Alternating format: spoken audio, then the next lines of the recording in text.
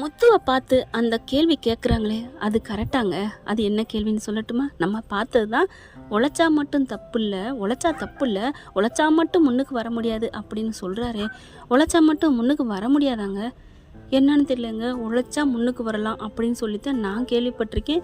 ஆனால் இது வரைக்கும் நாங்கள் கஷ்டப்பட்டு தையல் தாங்க தச்சு வாழ்ந்தேங்க. முன்னுக்கு வரலையேங்க. பக்கத்தில் பார்த்தீங்கன்னா ஒருத்தவங்க பிஸ்னஸ் பண்ணாங்க, ஓஹோ ஓஹோன்னு வந்துட்டாங்க. அப்போ கரெக்டா தப்பா தெரியலையேங்க.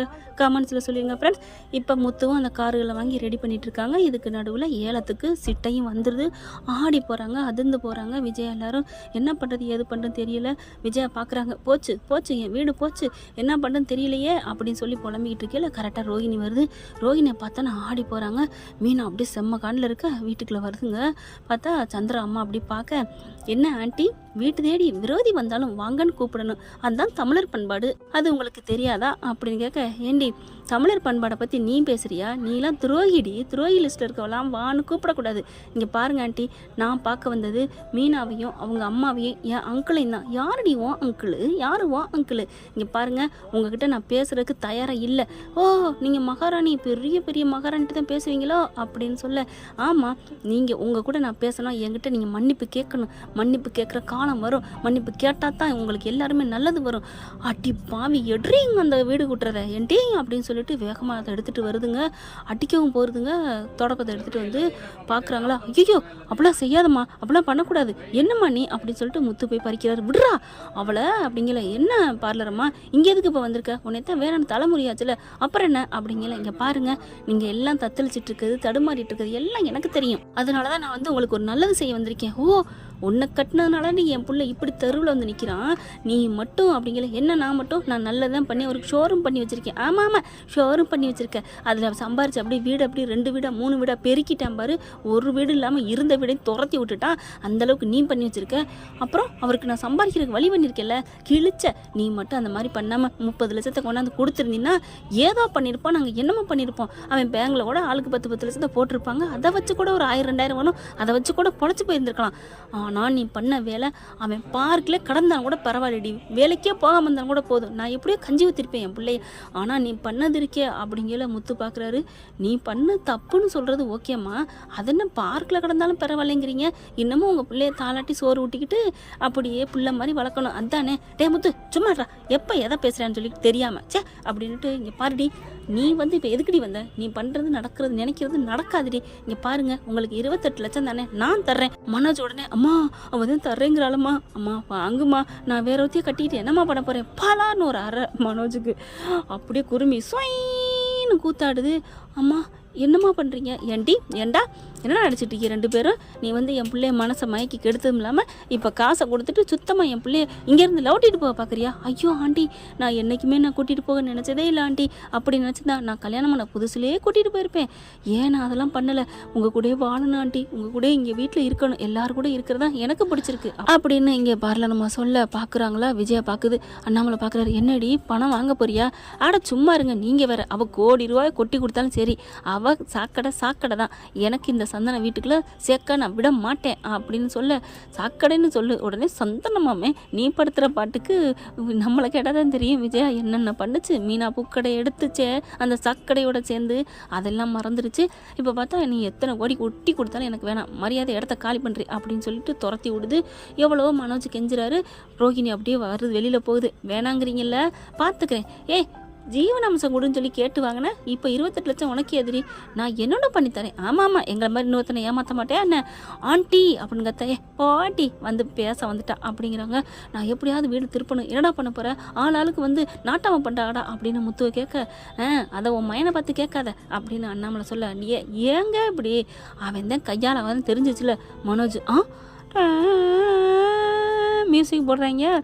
என்னம்மா நீ பெத்த பிள்ளைய கையாலான்னு சொல்கிற? அடே என்னடா பண்ண சொல்கிற அப்படி சொன்னால் தண்டா அப்படின்னு கண்ணடிக்க. ஓ கண்ணடிக்கிறியாம்மா? முத்து பார்க்குறாரு. ஐயோ நீ கண்ணடிக்கிறதையும் கொஞ்சம் ரகசியமாக காப்பாற்ற தெரியுதாம்மா?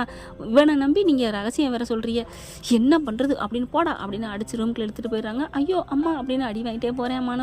மனோஜ் எந்த லிஸ்ட்னு எனக்கு தெரியலைங்க. தயவு செஞ்சு தெரிஞ்சிருந்தா யாராவது அன்பர்களே தோழர்களே கமெண்ட்ஸில் சொல்லுங்கள் ஃப்ரெண்ட்ஸ். ஐயோ மனோஜ் அப்படியும் இல்லை இப்படி இல்லை, முழுசாக சர்ச் பண்ணவே முடியலைங்க. அம்மானு ஒரு பக்கம் நிற்கிறான், குடும்பம்னு ஒரு பக்கம் நிற்கிறான், அப்புறம் ஜொல்லு பாட்டி மாதிரி எல்லா பொண்ணுங்கள்ட்டையும் சொல்லு படிக்கிறான், அப்புறம் ரோஹினிட்டையும் லவ் பண்ணுறான்.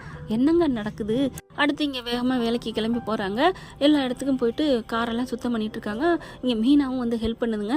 இப்போ என்ன பண்ணுறாங்க, ஏன் மீனா எப்படி நாளைக்கு ஏழை விட்டுருவாங்களா, போயிருமா நம்ம வீடு, என்ன பண்ணுறதுன்னு தெரியலையே அப்படிங்கல அந்த ஒரு பொண்ணை காப்பாற்றினாங்க இல்லையா, அந்த அம்மா கால் பண்ணுறாங்க. முத்து ஒரு இடத்துக்கு போகணும் வர்றியாப்பா அப்படின்னு சொல்ல, ஓகே மேடம் வரேன் மேடம் அப்படின்னு காருக்குள்ள வருது. அப்படியே மீனாட்டை விட்டுட்டு கிளம்புறாங்க. நானும் வரேங்க. எதுக்கு அப்படிங்கிறாங்க. கோயிலுக்கு போகணும். ஐயோ அவங்க அப்படிங்கல மேடம் அப்படின்னு ஃபோன் பண்ணிவிட்டு, நீங்கள் யார் யார் வரீங்க அப்படிங்கல, நானும் என் பொண்ணு தான்ப்பா கோயிலுக்கு அர்ஜென்ட்டாக போகணும் அப்படிங்கல, ஏன்னா என் பொண்ணு கிடச்சிட்டா கோயிலுக்கு போகிறத வேண்டிக்கணும் நீ தானேப்பா சொன்ன, அந்த கோயிலுக்கு தான் அப்படின்னு சொல்ல, அப்படியா அப்படி சொல்ல, இல்லை என் பொண்டாட்டி வர்றா என் கூட, அதுக்கு தான் தாராளம் வரட்டும்பா, என் பிள்ளைக்கும் பாதுகாப்பு தானே, ஓகே மேடம் தேங்க்யூ மேடம் அப்படின்னு சொல்லி கூட்டிகிட்டு போகிறாங்க. கரெக்டாக வீட்டுக்கும் போன கையோட அந்த அம்மாவும் பொண்ணு வந்து ரெடியாக நிற்கிறாங்க. அப்போ உள்ளே இருந்து அவங்க வீட்டுக்கார் வராரு. ஏங்க இங்கே வாங்களேன், நாங்கள் இந்த போயிட்டு வரோம். போயிட்டு வாம்மா, எனக்கு இங்கே முக்கியமான வேலை இருக்குது கோர்ட்டில், நான் போகிறேன் அப்படின்னுங்கிட்டு வராரு முத்து. சார் நீங்களா அப்படின்னு முத்து மீனா கேட்க, முத்து நீயாப்பா என்னப்பா அப்படின்னு சொல்ல, என்ன சார் இது அப்படின்னு, இது உங்கள் வீடா? ஏமா நம்ம பொண்ணை காப்பாற்றணும்னு சொன்னாரே அது இவரா? ஆமாங்க முத்து நீ எவ்வளோ நல்ல விஷயம் செஞ்சுருக்கப்பா அப்படின்னு கிட்டக்க வந்து அப்படியே கட்டி பிடிக்கிறாரு. சார் நீங்களா என்ன கட்டி பிடிக்கிறீங்க சார்? உங்கள் பக்கத்தில் நிற்கிற கூட எங்களுக்கெல்லாம் என்னப்பா எங்களுக்கெல்லாம் அப்படின்னா தகுதி இல்லைன்னு சொல்ல வர்றியா? மனுஷன் கடவுள் படைச்சதுப்பா, அதில் என்ன தகுதி பார்க்குற அப்படிங்கல. இல்லை சார் தகுதின்னு சொல்லவில்லை, வந்து நிற்கிறக்கே எங்களுக்கெல்லாம் பயமாக இருக்கும், உங்களை பார்த்தாலே அப்படியே ஆர்டருங்க எல்லாம் பக்குங்க சார் அப்படிங்கல. நீ தான் நல்லா பேசுறியப்பா, யாரை பார்த்து நீ பயப்படுற? உடனே மீனா பார்த்துட்டு, இல்லை சார் அவர் உண்மையைத்தான் பேசுவார், உண்மையை எல்லாரும் நல்லா இருக்குன்னு நினைப்பாரு, அதனால யாருக்கும் எந்த இடத்துலையும் பயப்பட மாட்டார். இவனும் அப்படித்தான் சார் அப்படின்னு சொல்ல, ஆமாப்பா நான் வந்த கேஸில் உங்களை நான் பார்த்தேன் தான் அப்படின்னு சொல்லிட்டு, அப்புறம் என்ன ஏலத்துக்கு வரப்போதாமே ஸ்டேலாம் வாங்கியிருக்காங்க அப்படிங்கிறாங்க. ஆமாம் சார் அது விஷயமா தான் சார் நாங்கள் அலைஞ்சிட்ருக்கோம். என்னப்பா சொல்கிறேன், இன்னும் 10 லட்சம் கட்டிட்டோம் சார், 38 லட்சம் அதுவும் அவங்க சீட்டிங் போட்டு தான் சார், வட்டிக்கு மேலே நாங்கள் ஒரு 14 ஒரு 10 தான் வாங்கியிருப்போம், ஆனால் அவங்க 38 லட்சம் போட்டாங்க சார், பரவாயில்லன்னு நாங்கள் தரோன்னு எழுதியெல்லாம் வாங்கியாச்சு சார், நீங்கள் பாருங்கள் சார் அப்படின்னு சொல்லிட்டு காரில் போய் எடுத்து வந்து காமிக்கிறாரு. இதை கையில் வச்சுக்கிட்டு தான் சார் சுற்றிக்கிட்டு தர்றேன் அப்படிங்கிறாங்க. அப்போது 10 லட்சம் கட்டியாச்சு, இப்போ கையில் 10 லட்சம் இருக்குது. ஆமாங்க சார் மீதி இன்னும் 18 தான் வேணும். ஆமாங்க சார் அதை கட்டிட்டா ஏலத்துக்கு விடாமல் போயிடலாம்ல சார் நாங்களாம் குருவி கூடு மாதிரி வாழ்ந்துட்டுருக்கோம் சார் ஒத்துமையா அப்படின்னு எல்லா விஷயத்தையும் சொல்ல, என்னப்பா இந்த காலத்தில் இப்படி ஒரு கேனையான அவங்க அண்ணன் இருக்கேன் அப்படிங்கல ஒரு மாதிரி சிரிக்கிறாங்க மீனா. என்னம்மா என்ன சிரிக்கிற? இல்லை சார் கேனேன்னு உங்களுக்கும் தெரிஞ்சிருச்சே அப்படிங்கிறாங்க மீனா. ஏம்மா இந்த கதையை கேட்டாலே நல்லா தெரியுதே, ஆனால் உங்கள் அம்மா என்ன பயங்கர லூஸாக இருப்பாங்க போல இருக்குது அப்படிங்கல மறுபடியும் சிரிக்க போயில வாயை மூடிடுறாங்க. முத்து என்ன பண்ணுறாங்க, சார் அதெல்லாம் தெரிஞ்சு செய்தா சார், எங்களுக்கு ஏதாவது பண்ணுங்க சார். பரவாயில்ல என்ன தான் உனக்கு காதில் பூ வச்சு விட்டாலும் விட்டு கொடுக்க மாட்டேங்கிற, இந்த மாதிரி ஒரு புள்ள பிறக்க பெக்க கொடுத்து வச்சுருக்கணுப்பா, உனக்கு நான் எல்லாம் சொல்கிறேன், நான் வந்து என் பிள்ளைய காப்பாற்றிருக்கேன், அதனால் உனக்கு ஏதாவது பண்ணணும்னு தான் நான் சொல்லிக்கிட்டே இருந்தேன், நீ ஏன் வந்துட்ட இரு அப்படின்னு சொல்லிட்டு வேகமாக போய் செக் எடுத்துகிட்டு வராரு. எழுதுறாருங்க, ஒரு 30 லட்சம் எழுதுறாரு. சார் எதுக்கு சார்? ஏன்ப்பா பத்தலையா? 50 லட்சம் எழுதுவா சார்? அதெல்லாம் பணம்லாம் வேணாம் சார், நாங்கள் கட்டிக்கிறோம் சார், நீங்கள் வந்து அந்த இதை மட்டும் ஸ்லிப்பை மட்டும் அது என்னங்க அது ஒட்டியிருக்கீங்களே, அட என்னப்பா இந்த காலத்தில் சீல் வச்சது கூட தெரியலையா? ஆமாம் சார் அந்த சீலை மட்டும் எடுத்துகிட்டா போதும் சார், பணத்தை நாங்கள் சொன்ன டயத்தில் இன்னும் 2 மாதத்தில் கட்டிடுவோம் சார். இந்த காலத்தில் பணம்னா வாயை திறக்கும் பெணங்கூடன்னு சொல்லுவாங்க, ஆனால் நீ இப்படி இருக்கியப்பா, பரவாயில்லையா, யுவர் கிரேட் முத்து அப்படின்னு சொல்லிட்டு என்ன பண்ணுறாங்க, சரிப்பா உனக்கு நான் எல்லாம் பண்ணுறேன், அப்போ எனக்கு கொஞ்சமாவது ஒரு பணம் வாங்கிக்கேன் அப்படிங்கிறாங்க. இல்லை சார் உங்களுக்கு ஏதாவது வேலை இருந்தால் சொல்லுங்கள், நான் எல்லாத்தையும் நான் பண்ணுறேன் அப்படின்னு சொல்ல, அப்போ எனக்கு நீ காருக்கு அப்பப்போ நான் கூப்பிட்டா வந்துக்கிறியா? ஓகே சார் அப்படின்னு சொல்கிறாங்க. அதுக்கப்புறம் எழுதியும் கொடுத்துட்றாருங்க. எழுதி கொடுத்து அப்படி கையில் கொடுக்குறாங்க. வாங்கிக்கிட்டு அப்படி ஒரு சந்தோஷம், அப்படியே பத்திரத்தை முத்தம் கொடுக்குறாங்க. தேங்க்யூ சார்னு கை கொடுத்துட்டு மீனாவே அப்படியே அந்த அம்மாவுக்கு கை கொடுக்குறாங்க. ரொம்ப தேங்க்ஸ் மேடம், என்னம்மா என் பிள்ளையவே காப்பாற்றிருக்கீங்க, உன் புருஷன் மட்டும் இல்லைன்னா என்ன ஆயிருக்கும், நல்லா கொடுத்து வச்சவம்மா நீ, நல்ல முத்தான புருஷன் அப்படின்னு சொல்லி பாராட்டுறாங்க. ரொம்ப தேங்க்ஸ்ன்னு சொல்லிட்டு பறந்து அடித்து போயிட்டு வக்கீல்கிட்டையும் கொடுக்குறாங்க. என்ன கிருஷ்ணாராம் சூப்பராக ஆள் நல்லா பண்ணிகிட்ருக்காரு. இல்லை அந்த தம்பி ரொம்ப நல்ல தம்பி சார், பரவாயில்ல நான் கொடுத்துட்டேன்.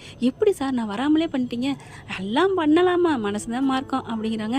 ஓகே சார் தேங்க்யூ சார் அப்படின்னு சொல்லிட்டு போய் சீலையும் உடச்சிடுறாங்க. பத்திரத்தையும் கொடுத்து ஆகணும், எதுவும் பண்ணக்கூடாது அப்படின்னு நீதிபதி நோட்டீஸ் கொடுக்க சொல்லிடுறாரு. அதுக்கப்புறம் வீட்டுக்கு வந்துடுறாங்களா. வீட்டுக்கு வந்து மீனா அம்மா கிட்ட எல்லாத்தையும் சொல்லி முடிச்சிடுறாங்க. சொல்லி முடிச்சுட்டு அங்கேருந்து கிளம்புறாங்க. அப்படியே அழுகுது. போகிறீங்களா அப்படின்ட்டு. அம்மா போய்த்தாம்மா ஆகணும், என் வீடு அதுதான் அப்படின்ட்டு மீனா கிளம்புது. வீட்டுக்கு வந்ததுக்கப்புறம் விஜயாவுக்கு அப்படி ஒரு சந்தோஷம் தாங்கலை. நம்ம வீட்டுக்கு வந்துட்டோங்க, அதுக்கு முழுக்க காரணம் உங்கள் புள்ள தான் அப்படின்னு சொல்லிட்டு வருது அந்த வக்கீலம்மா. பார்த்தோன்னே அப்படியே ஒரு மாதிரியாக நிற்கிது விஜயா. என்னம்மா நினச்சிட்ருக்கீங்க, நானும் பார்த்துட்டு தான் இருக்கேன். நீங்கள் யாரை வேணான்னு ஒதுக்குறீங்களோ அந்த பிள்ளை தான்மா இன்றைக்கி உங்களுக்கு நல்லது பண்ணியிருக்கு அப்படின்னு நடந்ததெல்லாம் சொன்ன கையோட அப்படியே முத்துவை பார்க்குறாங்க. ரொம்ப நன்றிடா அப்படின்னு கட்டி பிடிச்சி கண்ணீர் மழுகுது. என் சொந்த வீட்டுக்கு என்னை விட்டு போயிருமோன்னு நினச்சேன்டா அப்படின்னு சொல்லிட்டு அழுகுறாங்க. அம்மா விடுங்கம்மா, நான் எப்போவுமே உங்களை அம்மாவை தான் நினைக்கிறேன் அப்படின்னு சொல்லி கட்டிக்கிறாங்க. அண்ணாமலைக்கு அப்படியே முத்து வந்து கட்டி பிடிக்கிறாரு ரொம்ப சந்தோஷமாக. என்ன ஃப்ரெண்ட், இப்படி போனால் நல்லா தானே இருக்கும். பார்க்கலாம் என்ன நடக்க போகுதுன்னு.